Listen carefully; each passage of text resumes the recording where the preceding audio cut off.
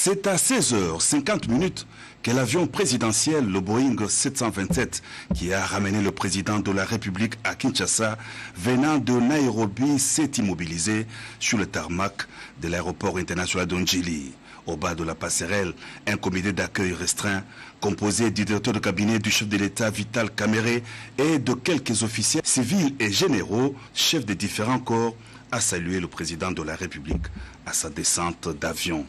Mobilisée spontanément et massée tout le long du boulevard Lumumba, la population de la Tchangou a aussi salué à sa manière par des ovations le retour du président Félix Antoine Tshisekedi Tshilombo. Le chef de l'État regagne le pays au terme d'un séjour de 48 heures dans la capitale du Kenya, où il a notamment pris part aux côtés de ses pairs aux travaux de la 4e Assemblée générale des Nations unies sur l'environnement. Les assises ont eu la particularité de faire prendre conscience au monde des effets des questions environnementales et de la gestion des matières non biodégradables. Un constat amer à cette rencontre de haut niveau, l'Afrique est le continent qui contribue le moins à la pollution, mais qui subit les effets néfastes. D'où l'impérieuse nécessité de l'engagement du continent et de tous à sauver le berceau de l'humanité et le monde. Et puis le président de la République a signé hier 3 ordonnances portant notamment sur la mesure de grâce pour la libération des prisonniers. La lecture avec Pierre Kibambe-Somoïsa. La présidence de la République informe l'opinion tant nationale qu'internationale que, donnant effet à sa promesse faite à la nation lors de son allocution à l'occasion du lancement du programme d'urgence de 100 jours, de veiller à la libération des prisonniers politiques et d'opinion, son Excellence, Monsieur le Président de la République, chef de l'État, vient de prendre une série de mesures destinées à matérialiser cette promesse. En premier lieu, son Excellence, Monsieur le Président de la République, chef de l'État, vient de signer 3 ordonnances accordant mesures individuelles de grâce à des personnalités ci-après: Monsieur Franck Diongo, Firmin Yangambi, Libote, Tuite Kalumba, Kalonji Moukeba, Mbav Kabwand, Kazadi Bukassa et Kabemba Luembe. Une ordonnance portant mesures collectives de grâce à toute personne condamnée par une juridiction civile ou militaire à la suite de manifestations publiques ou des réunions politiques intervenues entre le 1er janvier 2015 et le 31 décembre 2018. En second lieu, sur instruction de son Excellence, Monsieur le Président de la République, chef de l'État, le ministre d'État, ministre de la Justice et garde des Sceaux, a pris une série de mesures ayant pour effet la libération des personnes détenues. Il s'agit notamment des arrêtés ministériels numéro 107 et 108 portant mesures de libération conditionnelle des personnes reprises dans les 10 arrêtés ayant purgé les quarts de leur peine dont la durée d'incarcération déjà subie dépasse 3 mois et ayant fait preuve d'amendement pendant la durée de leur incarcération. Un arrêté portant mesure d'exécution de la loi numéro 14/006 du 11 février 2014 portant amnistie pour faits insurrectionnels, faits de guerre et infractions politiques, arrêté qui énumère les noms des personnes éligibles à la loi d'amnistie susdite, mais qui n'ont pas bénéficié de la liberté totale ou ayant bénéficié de l'arrêté de liberté, mais sans jamais avoir recouvré leur liberté. En troisième lieu, le président de la République a instruit le ministre de la Défense nationale et ancien combattant de prendre l'arrêté de libération conditionnelle à effet immédiat de tous les détenus condamnés par les juridictions militaires ayant rempli les conditions légales en la matière. Fait à Kinshasa, le 13 mars 2019, Vital Kamerhe, Lwakani Ngini. Justement, je reçois sur ce plateau les directeurs de cabinet du chef de l'État, Vital Kamerhe. Quel est alors votre commentaire par rapport à toute cette série de mesures prises par le chef de l'État. Non, nous ne pouvons pas commenter les mesures du président de la République. Ici, nous voulons tout simplement dire à l'opinion nationale et internationale que le président de la République avait promis de procéder à la libération des prisonniers politiques et d'opinion. Il y avait toute une procédure à suivre parce que nous avons le gouvernement et nous devons travailler en relation, en harmonie avec le gouvernement. Donc les ministres d'État de la Justice et Gatso avaient été instruits. Son cabinet, comme certains experts de la présidence, ont travaillé d'arrache-pied, jour et nuit, pour être dans les délais, puisque à l'occasion du lancement des travaux des 100 jours, le président de la République a fait cette promesse, il a tenu de la concrétiser. Ce sont en fait deux. Le président de la République, lors de l'investiture, son investiture, avait dit qu'il va œuvrer pour la réconciliation, le pardon. Et donc nous voulons que chacun de nous participe à cette œuvre sublime et accorde donc cette grâce présidentielle et cette libération aux personnes que certainement vous allez indiquer encore une fois dans les ordonnances en votre possession. 3.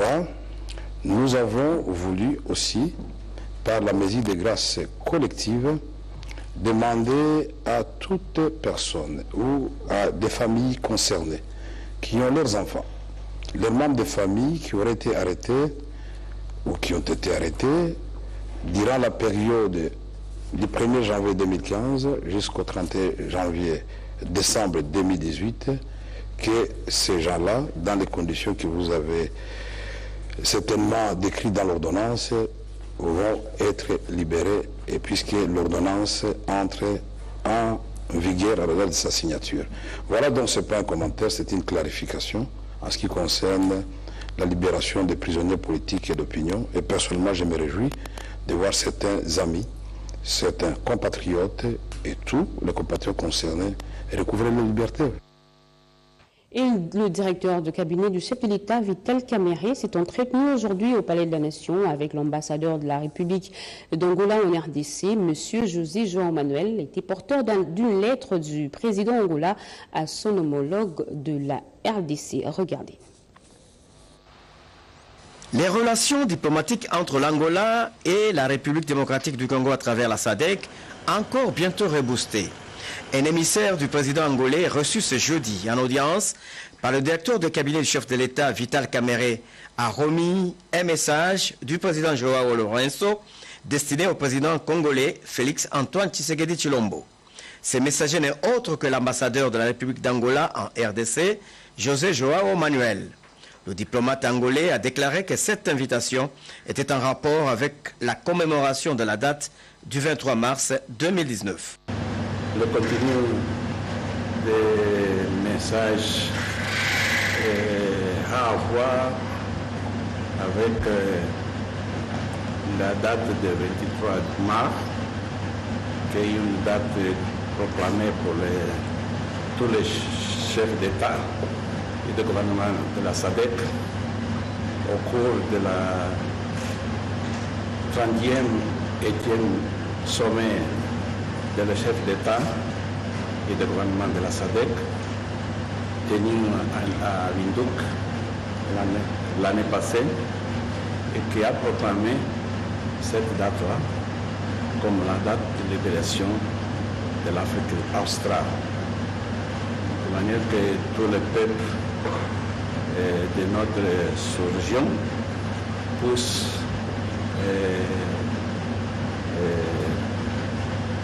faire l'hommage à les hommes et les femmes qui sont battus pour l'indépendance et pour la paix, la stabilité, la démocratie et surtout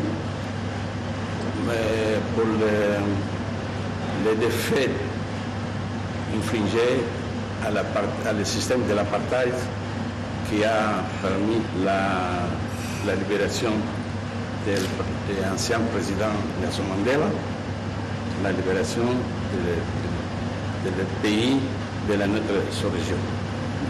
Le message, c'est une invitation à le président pour se joindre à tous les chefs d'État et de gouvernement de la SADC pour la célébration de cette date à la localité de Cuit-Canaval. Donc vous savez que la bataille de Cuit-Canaval, c'est la bataille qui a contribué beaucoup pour le défi de l'apartheid et pour le rétablissement de l'indépendance de toute notre région. Et comment mettre fin définitivement à la grogne dans le secteur du commerce, précisément chez les Indiens et les Pakistanais? Eh bien, le vice-ministre de l'Intérieur, assumant l'intérim du VPM, a échangé avec le gouverneur de la ville de Kinshasa et une délégation du ministère des Finances pour une solution adéquate en vue de rétablir les travailleurs congolais dans leurs droits. Bien avant, Basile Olongo a expliqué au commissaire de la PNC et de l'ANR l'importance de la mission de contrôle de biens de l'État qui sera diligentée dans les 26 provinces. Nono Manteko, au reportage. Une mission de contrôle des biens de l'État va bientôt être diligentée dans les 26 provinces de la République démocratique du Congo. Et c'est en prévision de l'organisation prochaine des élections des gouverneurs des provinces, prévues le 27 mars 2019 par le calendrier de la CENI. Élection qui va incessamment apporter des changements à la tête de certaines provinces. Cette période d'attente des élections appelle un renforcement de la gestion orthodoxe des biens et ressources de l'État ainsi que la stricte observance des mesures conservatoires. Il s'agit de ne pas porter préjudice à la mise en œuvre des programmes d'action des nouveaux gestionnaires des provinces comme ce fut le cas en 2016 lors de la passation des pouvoirs entre les commissaires spéciaux et les gouverneurs élus. Le vice-premier ministre de l'Intérieur et Sécurité ad intérim a échangé avec les commissaires de la police et une délégation de l'ANR afin d'expliquer les contours de la dite mission. L'objectif est d'éviter de reproduire les faiblesses observées en 2016 lors du changement du pouvoir. 48 heures se sont écoulées depuis que les travailleurs du secteur privé, précisément ceux qui travaillent dans les établissements des Indo-Pakistanais et des Chinois, ont décrété une grève. C'était pour revendiquer l'amélioration de leur situation salariale. Le vice-premier ministre et ministre de l'Intérieur et Sécurité AI, Basile Olongo Pongo, s'est impliqué personnellement pour essayer de rétablir ces derniers dans leurs droits. C'est ainsi qu'il a échangé avec les gouverneurs intérimaires de la ville de Kinshasa et une délégation du ministère des Finances. Ensemble, ils appellent au respect des textes qui régissent la sous-traitance et le secteur privé. Au sortir des échanges, le vice-premier ministre et ministre de l'Intérieur, AI, a fait la restitution de cette réunion devant la presse. Ce sont des revendications fondées. Ils veulent que l'ordonnance publiée sur la sous-traitance soit respectée dans tous les détails. Et le gouvernorat de Kinshasa a pris l'engagement, tout comme le gouvernement national, de pouvoir respecter les textes que nous-mêmes avions signés. Donc il faudrait que les Congolais soient payés comme il se doit, que cette histoire de sous-traitance qui n'est pas claire soit mise de côté. Il faudrait qu'on respecte les textes, l'ordonnance publiée par rapport à la sous-traitance dans notre pays. Les Congolais, les travailleurs vont reprendre les activités demain et il n'est pas question que l'employeur puisse les chasser. Non, ce n'est pas normal. Après cette réunion, il y a espoir que l'avenir peut être radieux dans le secteur du commerce. Quel est le nouveau taux de cotisation sociale et quelles sont les innovations de la nouvelle loi sur la réforme des sécurités sociales? Autant de sujets évoqués lors de la matinée d'information et d'échange entre les partenaires sociaux à Kempinski Hotel. Vital Pagabita nous en parle. Depuis le 15 juillet 2018, l'INSS a été transformée en une caisse nationale de sécurité sociale, ce au terme de la loi du 15 juillet 2016 portant réforme du régime général de sécurité sociale en RDC. Cette nouvelle loi, qui apporte beaucoup d'innovations, fixe notamment un nouveau taux de cotisation sociale à hauteur de 18%, souligne le ministre d'État, ministre du Travail, Emploi et Prévention sociale, Amber Matouk Memas, dans son mot d'ouverture. La CNSS applique depuis le début de cette année les nouveaux taux de cotisation sociale qui s'élèvent à 18%, dont 10% pour la branche des pensions à charge égale des employeurs et des travailleurs, 6,5% pour la branche des prestations familiales et 1,5% pour la branche des risques professionnels à charge exclusive de l'employeur. Auparavant, la directrice générale de la CNSS, Agnès Mwad Nawej Katang, a mis un accent particulier sur le caractère hautement social de la réforme. À travers cette loi aujourd'hui, vous allez voir vous tous que nous avons mis pratiquement l'homme au centre de toute activité. Donc cela veut dire que nous voulons rendre l'homme plus performant pour une rentabilité durable dans son entreprise. Pour sa part, le directeur général de l'ANAPI se réjouit de l'application de la nouvelle loi qui permet ainsi à la RDC de gagner des places dans les doing business. L'utilisation des réseaux sociaux par les éléments militaires des FARDC fait l'objet d'une réflexion depuis ce matin au secrétariat général à la Défense et c'est l'inspecteur général des FARDC, le général d'armée John Numbi, qui a lancé le travaux au nom du ministre de tutelle Félix Zaloumet-Idondou. Reportage. Réseaux sociaux et défis sécuritaires, c'est le thème du colloque sur l'utilisation de ces outils de communication par les éléments de FARDC, ouvert ce jeudi 14 mars 2019 par l'inspecteur général de FARDC, le général d'armée John Numbi, au nom du ministre de tutelle, dans la grande salle des réunions de l'état-major général de FARDC. Selon lui, ce colloque a pour objet essentiel d'élaborer des mesures efficaces de lutte contre les effets négatifs des réseaux sociaux au sein de FARDC. Pour y parvenir, les participants à ces assises auront ainsi à définir les mesures administratives et coercitives sur l'utilisation des réseaux sociaux par le militaire. Aussi auront-ils à sensibiliser les hommes en uniforme sur les effets fake news et beaucoup d'autres sur les réseaux sociaux. Face à cette situation, il importe de se poser la question de savoir jusqu'à quel seuil de sécurité les réseaux sociaux sont-ils utiles et quelles mesures d'encadrement doit-on prendre pour protéger la sécurité de l'État. L'observance du règlement de la discipline militaire, la sacralité de la vie privée, tout en préservant la liberté d'opinion et d'expression qui sont garanties par la Constitution.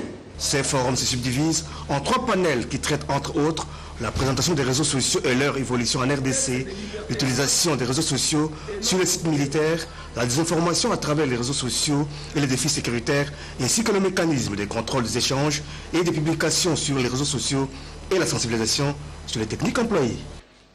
L'élaboration du projet d'acte réglementaire qui définit l'affectation de fonds issus de la redevance minière au profit du développement communautaire, tel est l'engagement pris par les représentants des organisations membres de la société civile œuvrant dans le secteur extractif en RDC, engagement pris à l'issue d'une série de discussions sous la présidence de Corday d'International. Patrick Michel Moukoui.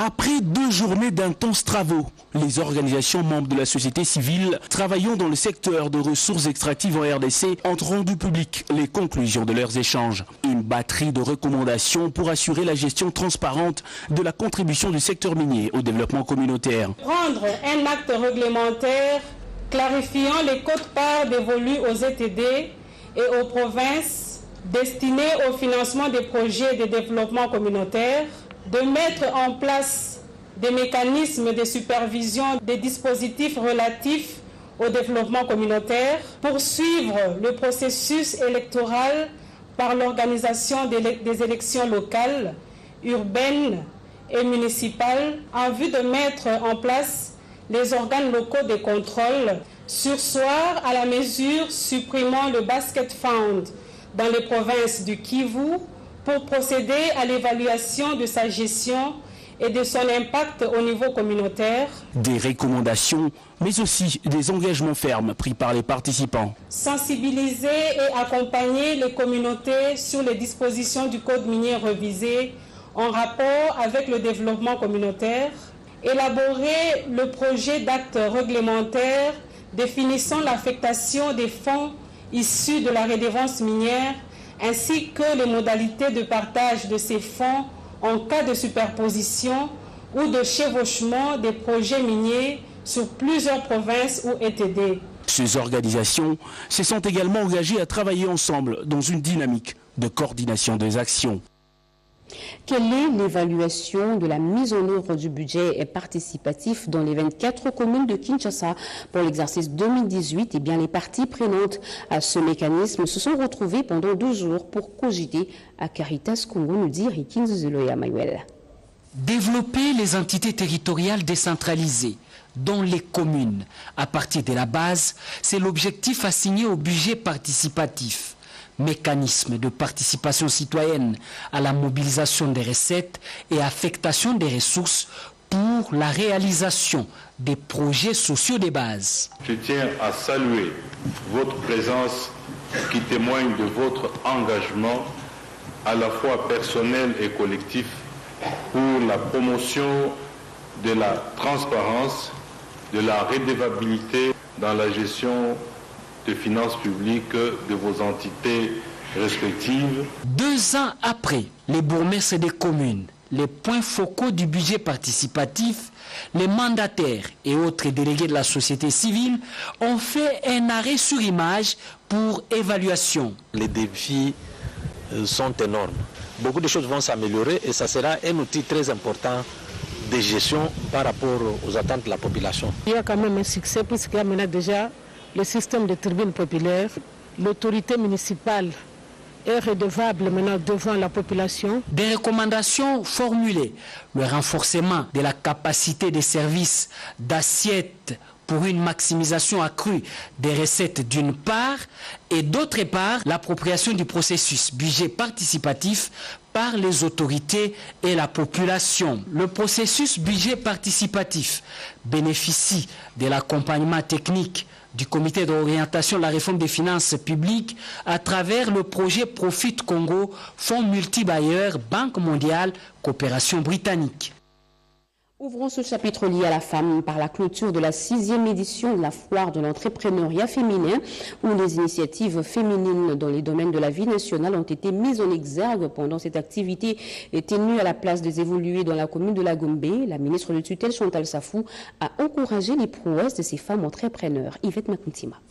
La 6e édition de la foire de l'entrepreneuriat féminin et de l'innovation qui ferme ses portes laisse une forte impression sur les initiatives féminines dans les domaines vitaux de la vie nationale. C'est la ministre du Genre, Enfants et Famille, Chantal Safou-Lopoussa, qui a procédé à la clôture de cette foire qui a occupé utilement un espace à la place des évolués dans la commune de la Gombe.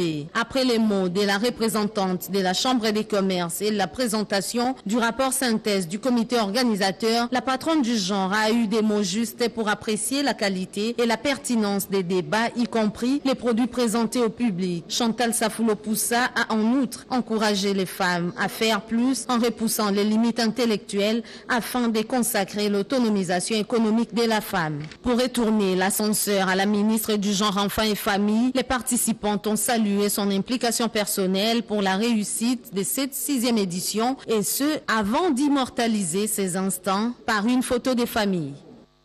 Dans le cadre du mois de la femme, plusieurs opératrices politiques et économiques sensibilisent les différentes structures pour la défense du droit de la femme. C'est le cas notamment de la ministre honoraire du commerce extérieur, maître Nefertiti Ngudianza Kisula, candidate au Sénat et qui se trouve dans le Bas-Congo. Guy Matundu, reportage.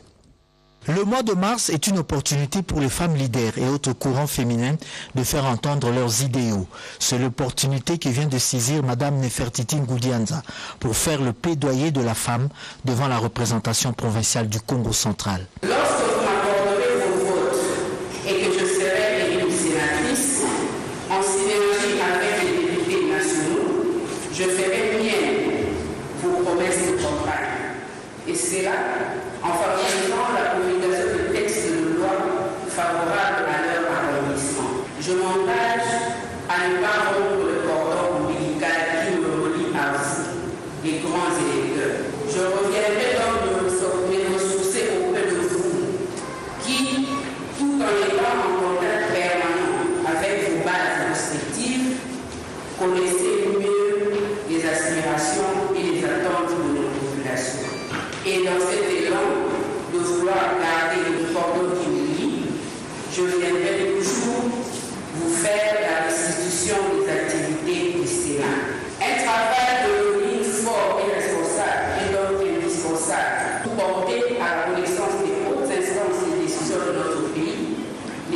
l'administration publique de nos populations et faire bénéficier à notre province les dividendes de tous les dons que le Nzambe a déversés sur nos terres. Nefertiti Ngoudianza est venue ici pour glaner quelques suffrages auprès de députés provinciaux en vue de siéger à la Chambre haute. Elle veut faire des droits de la femme et de la personne humaine son cheval de bataille.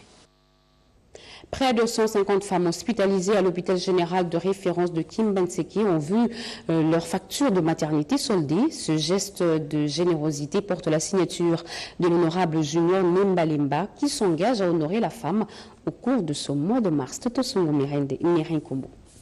Sa légendaire générosité n'est plus à démontrer. Le directeur général des Soklin, Abed Achour, s'est expatrié, ne cesse de poser des gestes de générosité en faveur de la population congolaise. Il vient encore une fois de plus accompagner l'honorable Junior Nembalemba, son partenaire habituel élu de Tiangou, dans 3 formations hospitalières de la capitale où il a payé la facture de plus de 186 femmes. En plus de cela, dans les différents départements où il est passé, il a remis près de 3 000 $ américains dans le département chirurgical et celui des malnutris. Comme si cela ne suffisait pas, Abed Achour et l'honorable Junior Nembalemba ont aussi fait un don de 60 tonnes de vivres à plus de 200 femmes de Massina. Ces dons est constitué notamment des cartons de riz, de sucre, tomates, des cartons de savon, des cartons de biscuits, des jus et autres. Abed Achour, DG des Soklin et l'honorable Junior Nembalemba, élu de Tiangou, ont prêché sur la planification familiale qui induit l'espacement des naissances, facteur essentiel pour lutter contre la pauvreté. On est venu pour déposer les poulets, le riz pour les malades, pour qu'ils mangent bien, qu'ils soient à l'aise. On a fait sortir les mamans aujourd'hui, mais il y a encore des gens qui ici sont hospitalisés. Il faut qu'on fasse le service complet. On a envoyé la nourriture et tout pour que tout soit bien. Honorable Junior, c'est le futur du Congo. Tout le monde, il faut que le soutien jusqu'à la fin. Plus de 200 femmes de Massina ont été conviées par la suite à prendre part à un moment festif pour sa base. Et ce communiqué avant de boucler complètement ce journal, le Conseil d'État, section du contentieux siégeant en matière de contestation des résultats des élections législatives provinciales en appel, appellera à son audience publique de ce vendredi 15 mars 2019 à 9h du matin les affaires suivantes. Affaire en introduction, REA 3, affaire Alliance des bâtisseurs pour un Congo émergent, ABC en sigle, Maître François-Xavier Kabala Ilunga Mbidi et la CENI, circonscription de Mbujimayi, REA 4, affaire le regroupement politique AAB, le regroupement politique FDCA et la CENI, circonscription de Kalemi, REA 5, affaire Monsieur Kadinga Moulundouli Georges, parti politique ADRP et la CENI, circonscription de Lubumbashi, chambre 2, REA 014, affaire le regroupement politique FDC allié, la CENI et consorts, circonscription de Sud Kivu, REA 15, affaire le regroupement politique AFDCA, la CENI, circonscription de Bukavu, affaire REA 016, affaire Alliance des forces démocratiques du Congo, AFDC et alliés et FDCA, Monsieur Bitakwira Biona Aïe Justin et la CENI, circonscription de Bukavu, REA 020, affaire le regroupement politique RASOP, regroupement politique électoral FDCA et consorts, circonscription du Congo central, la fête à Kinshasa, le 14 mars 2019, le greffier en chef JM Ekatu Limbele, secrétaire général. Voilà, c'est par ici que nous bouclons complètement ce journal. Mesdames et messieurs, merci de l'avoir suivi. Merci à vous qui nous suivez à Johannesburg, en Afrique du Sud et partout ailleurs sur satellite. Vous êtes sur la RTNC. L'actualité continue sur nos antennes. Retrouvez à 22h. Luisette Ntsakela Malassa. Très bonne suite de programme sur la chaîne nationale. Au revoir.